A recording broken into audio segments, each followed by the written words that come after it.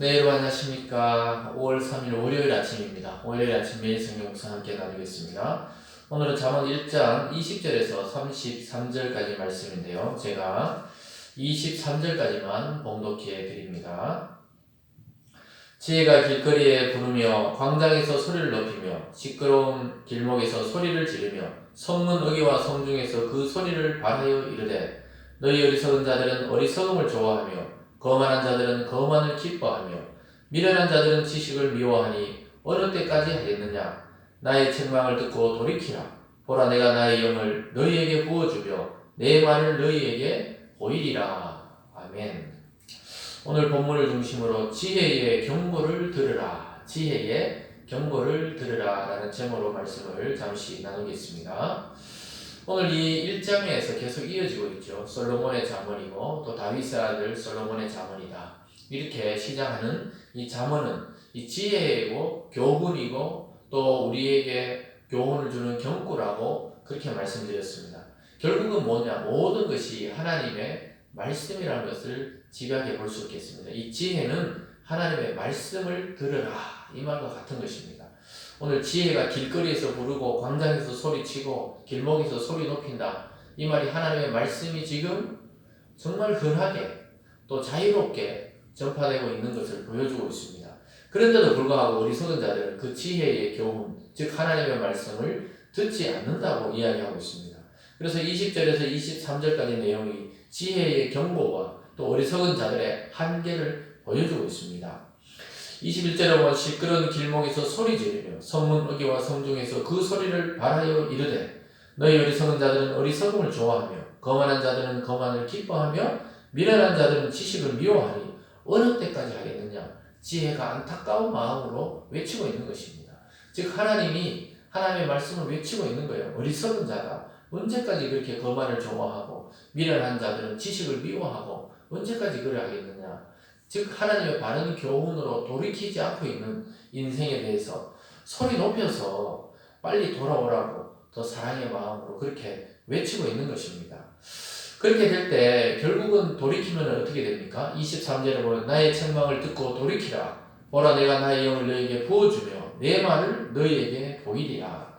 만약에 돌이키게 된다면, 하나님의 말씀을 듣고 돌이키게 되면 하나님의 영, 즉 성령을 말하죠. 하나님의 신을 너희에게 부어줘서 마음의 부흥이 일어나고 가정의 부흥이 일어나고 공동체의 부흥이 일어나고 또 우리가 하는 모든 일에 하나님의 능력이 임하게 하겠다고 말하고 있습니다. 하나님의 영은 하나님의 말씀을 따라 임하게 되어 있습니다. 즉 오늘 지혜를 따라, 이 지혜는 하나님의 말씀이고 결국은 이 신약으로 오면 이 지혜는 말씀이신 그리스도를 또 상징하기도 합니다. 결국은 그분 안에서 성령, 하나님의 영의 능력으로 통해서 이 믿는 자들은 하나님의 신으로, 하나님의 능력으로, 성신의 능력으로 우리는 그렇게 살아가고 있는 자들입니다. 그래서 지혜를 경고를 하는데도 어리석은 자들은 한계가 있어요. 듣지 않는다는 것입니다.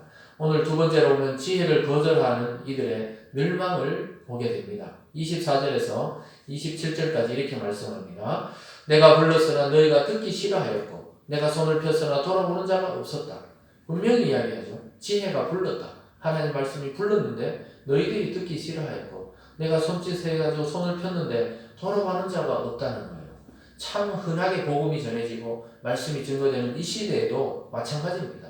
사람들이 인생을 뭔가 의미 있게 살아보고 싶고 가치 있게 살아보고 싶어 하면서도 하나님의 살아있는 말씀이 선포되는 교회와 또 성도를 만나기를 싫어하고 듣지를 않는 것을 보게 됩니다. 25절에 보면요. 도리어 나의 모든 교훈을 멸시하며 나의 책망을 받지 아니하였은즉 너희가 재앙을 만날 때 내가 웃을 것이며 너희에게 두려움이 임할 때 내가 비웃으리로다. 재앙을 만날 때 이 지혜가 웃을 것이래요. 너희들이 막 두려움이 임할 때, 이 죽음의 공포, 병의 공포, 또 고통 이런 것이 임할 때 내가 비웃으리라. 왜 그러니까 돌이키지 않았냐? 내가 손짓하고 내가 부를 때 왜 쳐다보지 않았냐는 거예요. 자기들이 거절해서 자기들이 그냥 멸망의 길을 가는 것입니다. 27절에 보면요. 너희의 두려움이 강풍같이 임하겠고 너희의 재앙이 폭풍같이 이르겠고 너희에게 근심과 슬픔이 임하리니.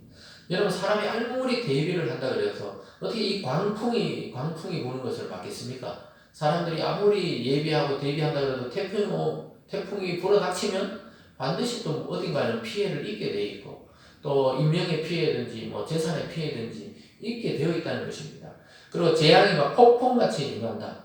바다의 배가 아무리 준비를 잘해도 이 폭풍이 막 산더미같이 밀려오고 파도가 밀려오면은 그냥 빠지는 것입니다.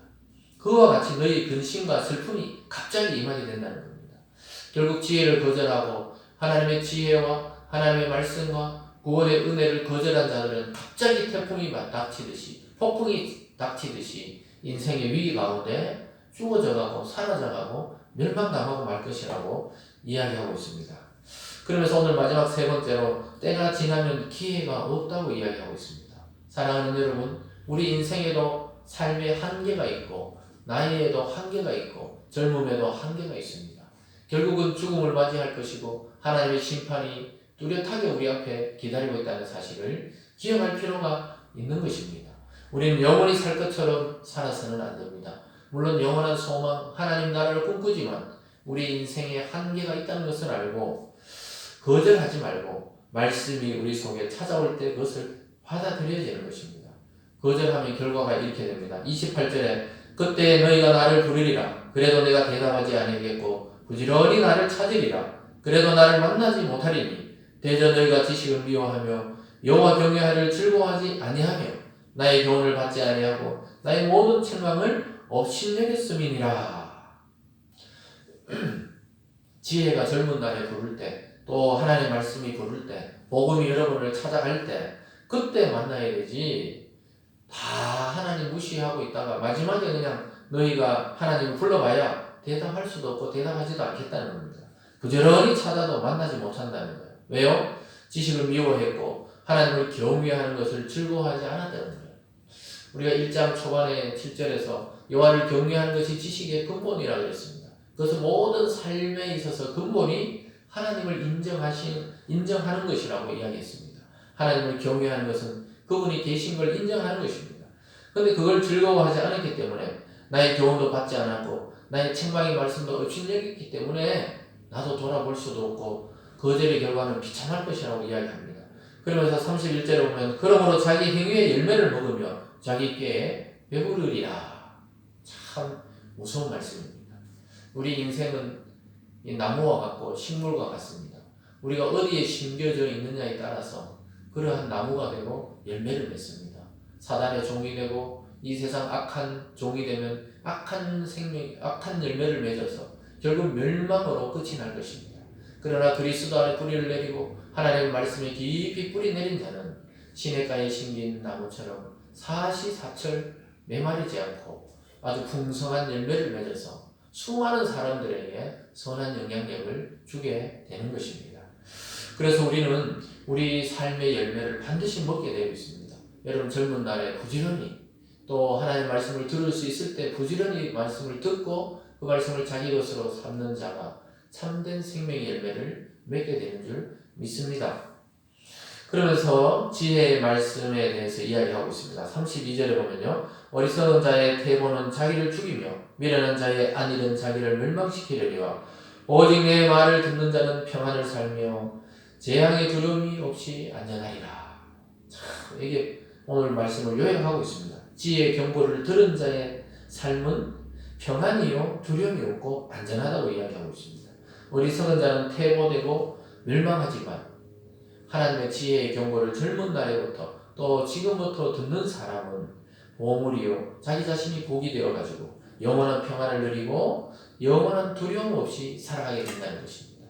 여러분 이 세상에 수많은 보석과 보물이 있지만 하나님의 말씀보다 더 귀한 보물은 없습니다.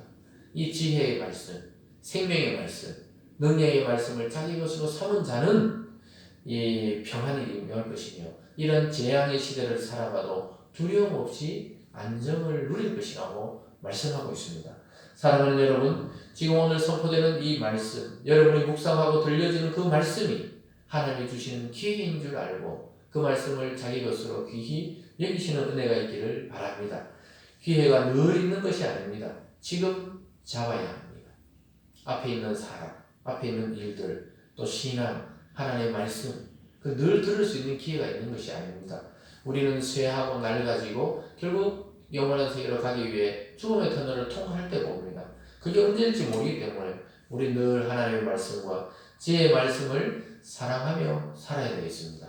오늘 하루도 이 말씀을 우리 인생의 푯대로 삼고 하나님의 이 말씀, 이 경고의 말씀을 나의 것으로 귀히 여기며 그 말씀을 따라 순종해서 하나님이 주시는 평안과 복을 누리고 두려움 없이 안전하게 이 세상을 살아가는 저와 여러분이 되기를 주님의 이름으로 축원드립니다. 기도하겠습니다. 사랑의 하나님 아버지 감사합니다. 오늘 지혜의 말씀, 복음이 손짓하고 있습니다. 우리를 부르고 있습니다. 하나님 아버지, 그 하나님 아버지 말씀에 귀를 기울여 귀한 보석 같은 인생을 우리 모든 성도님들이 살아갈 수 있도록 인도하여 주시옵소서. 재앙과 두려움의 시대에도 평안과 기쁨이 넘치게 하겠다고 약속하고 있습니다. 하나님을 신뢰하고 또 주님을 믿으니 두려움 없이 오늘 하루도 승리하는 우리 교우들 다 될 수 있도록 인도하여 주시옵소서. 감사드리며 예수님 이름으로 기도드리옵나이다. 아멘.